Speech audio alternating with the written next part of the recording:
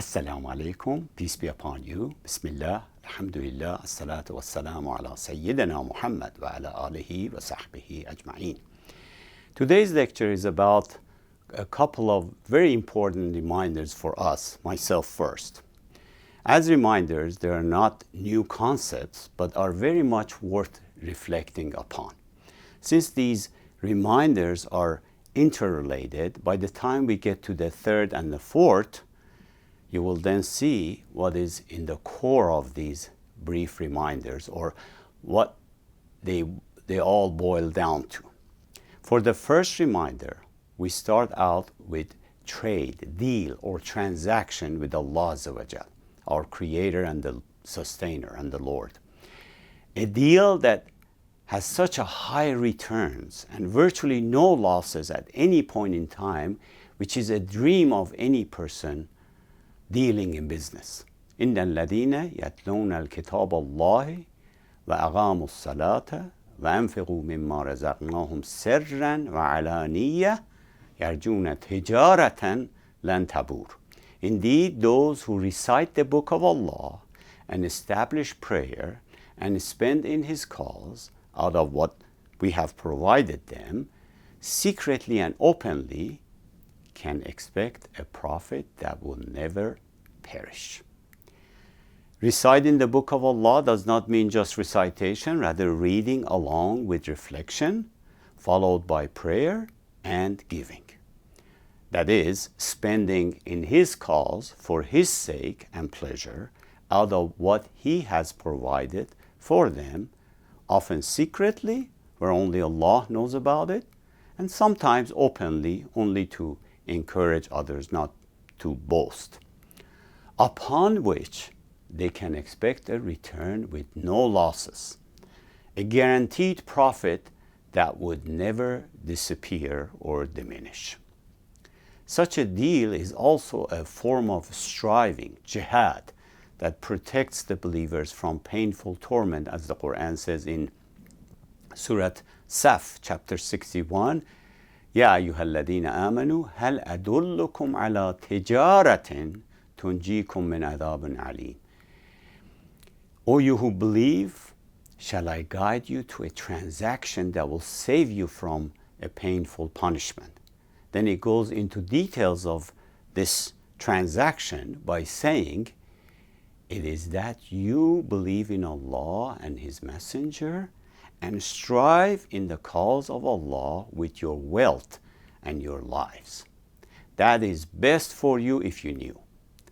He will forgive you your sins and admit you to gardens under which rivers flow and fine dwellings in gardens of eternity. That is the great attainment. This is an amazing deal or transaction, because even the initial investment comes from Him. It is His to begin with. Whatever is in the hands of the servant belongs to his Lord. He provides us with the capital, the initial free investment, and then says, if you make the deal with me, spend some from this capital I gave you for my sake, in my cause, not only you will not lose anything, but also I will return it to you in multiples. As the Quran says, the example of those who spend their wealth in the way of Allah is like a seed of grain, which grows 7 spikes. In each spike is hundreds of grains. And Allah multiplies His rewards for those whom He wills. And He is all-encompassing and all-knowing. He provides the capital and says, for your benefit, spend it wisely, properly, and some of it in my cause, and I will put my blessing, barakah, in it. Plus, return it in multiples. In the short term and on the surface, your bank account balance may go down, but in the long run, you will gain barakah in places where you least expect. As the Quran reminds us in chapter 35, where it says, لِيُوَفِّيَهُمْ أُجُورَهُمْ وَيَزِيدَهُمْ مِنْ فَضْلِهِ إِنَّهُ غَفُورٌ شَكُورٌ. That He may give them their rewards in full and increase for them of his bounty. Indeed, he is forgiving and appreciative. He will not only reward us, but also increase his bounty, and on top of that, forgives our sins, because our Lord is so beneficent, so forgiving, and so appreciative. Of course, this is where we must also be appreciative of all the things Allah has bestowed upon us, including the capital He has granted us, with which we can enter such great high return transactions with Him. Not just verbal thanks, but also thank Him with our actions, because one of the best ways to thank Allah is to obey His commands. Following the verses mentioned from chapter 35, then the Quran says, فَمِنْهُمْ ظَالِمٌ لِنَفْسِهِ وَمِنْهُمْ مُقْتَصِدٌ وَمِنْهُمْ سَابِقٌ بِالْخَيْرَاتِ. And among them is he who wrongs himself, and among them is he who is moderate, and among them is he who is foremost in good deeds. Let's choose to be among those who are foremost in good deeds. Exceed others through good deeds, not those who have wronged themselves through wrongdoing, sins, disobedience, and by distancing themselves from the book of Allah, which will only hurt themselves. Now, that takes us to the second reminder, which comes in a form of a question. What is the value of this life on earth? Some may think not much, because there's much suffering, distress, worry, illnesses, etc. in it. Plus the fact it is not eternal, hence at the end of 60, 70, 90 years of age, one dies. However, we must also consider this life, dunya, is where we get to know our Creator through His creation and signs. This is where we grow to completion. This is where we have the opportunity to reach the humanity God intended for us. This is where Allah has given us the capital to invest through transaction we talked about, where we make investment with such high returns in this life and the next. إِنَّ اللَّهَ اشْتَرَى مِنَ الْمُؤْمِنِينَ أَنفُسَهُمْ وَأَمْوَالَهُمْ بَأَنَّ لَهُمُ الْجَنَّةِ. Indeed, Allah has purchased from the believers their lives and their properties in exchange for giving them the paradise. Well, these properties and possessions are gained in this life. It is in this life sacrifices in life and possession for God's cause are made. Of course, the ones who ultimately benefit are us, not Allah subhanahu wa ta'ala. It is in this life where acts of worship, good deeds and struggle, jihads, all count and are recorded. So these are what makes life of this dunya valuable, because these are things that prepare man for the reward of next life, the everlasting life. Without this life, the next life would not be possible. This is why a believer appreciates the value of this life. However, for those who want this life of dunya only, just to live in it and enjoy the momentary pleasures, they live because they live. And to them, the goal and the mean are the same. They are happy with what they have here, and they have preferred this life over the next. فَأَمَّا مَنْ تَغَى وَآثَرَ الْحَيَاةَ الدُّنْيَا فَإِنَّ الْجَحِيمَ هِيَ الْمَأْوَى. As for him who transgressed and preferred the life of this world, surely hell will be his home. Therefore, those who preferred this life, meaning whenever there was a decision, a call to make between this life and the next, they chose this life.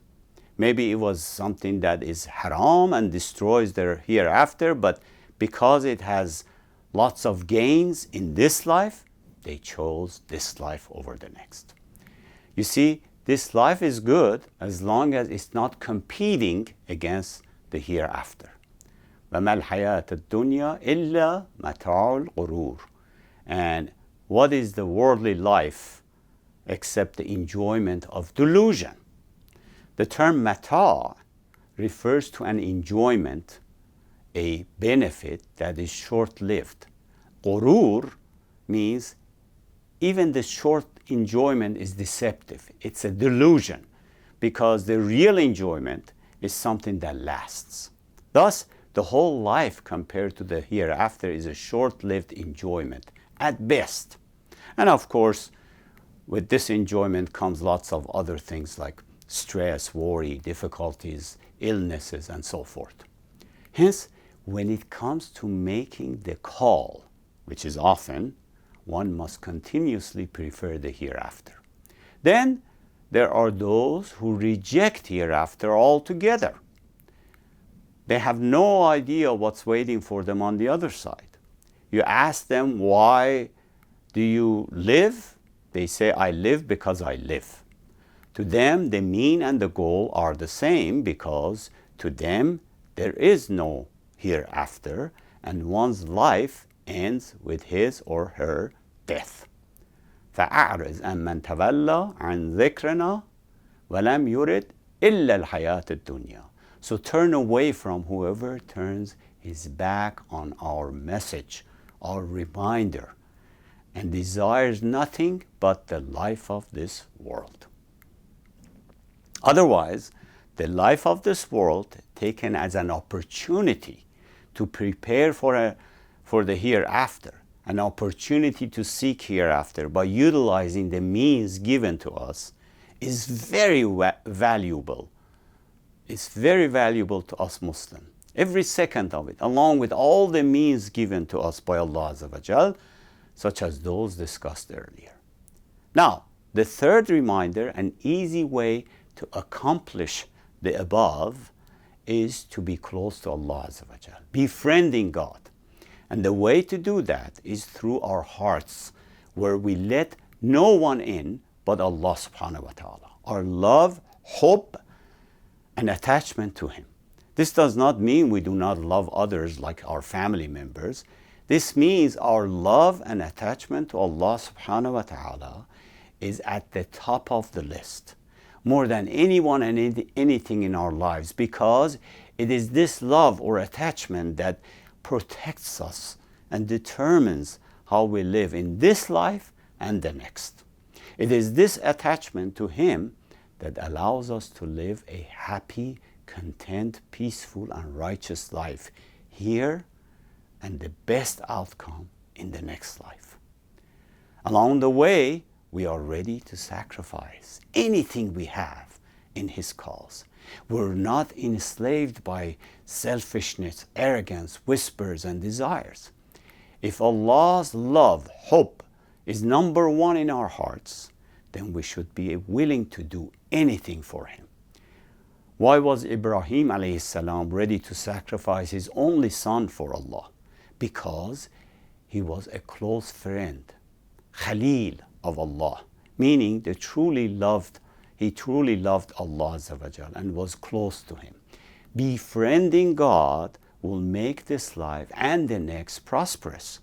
A friend does not leave a friend out in the cold. A friend always has his friend's back. Befriending Allah opens many doors because He is the ultimate owner and in control of all things, and we put our reliance on Him. This is indeed the essence of being faithful. The fourth and last reminder is about an interesting observation or analogy on the final destination.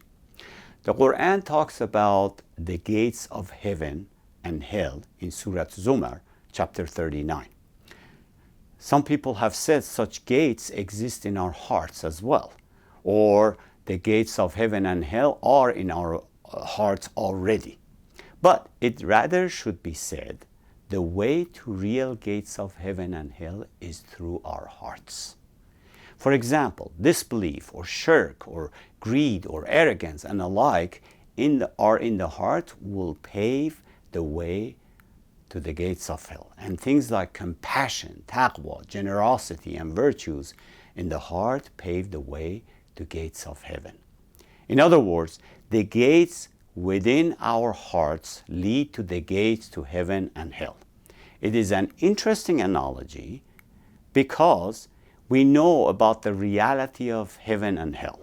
We also know one will not enter either of them without deeds, a'mal, in which deeds are internalized or attributed to the gates within heart through which one chooses to pass through, because things like disbelief, shirk, greed, and hate, as well as self-sacrifice, love, compassion, taqwa, and other virtues, all reside in our hearts. That is why we must train ourselves through Quranic and prophetic teachings. These teachings are not like formulas taught in physics or math, rather have to do with purification, which means cleansing the heart first, then teaching the book and wisdom. وَيُزَكِّيهِمْ وَيُعَلِّمُهُمُ الْكِتَابَ وَالْحِكْمَةِ, to purify them and to teach them the book and the wisdom. In fact, that is one of the differences between the Quran and other books, like science books, which present the theory or the formula and then move on. Whereas the Quran, which is a book of training and purification, often repeats its teachings, warnings, reminders, and giving good news in order to get the point across. We ask Allah to help us live with these 4 reminders in every moment of our lives. Wassalamu alaikum wa rahmatullah.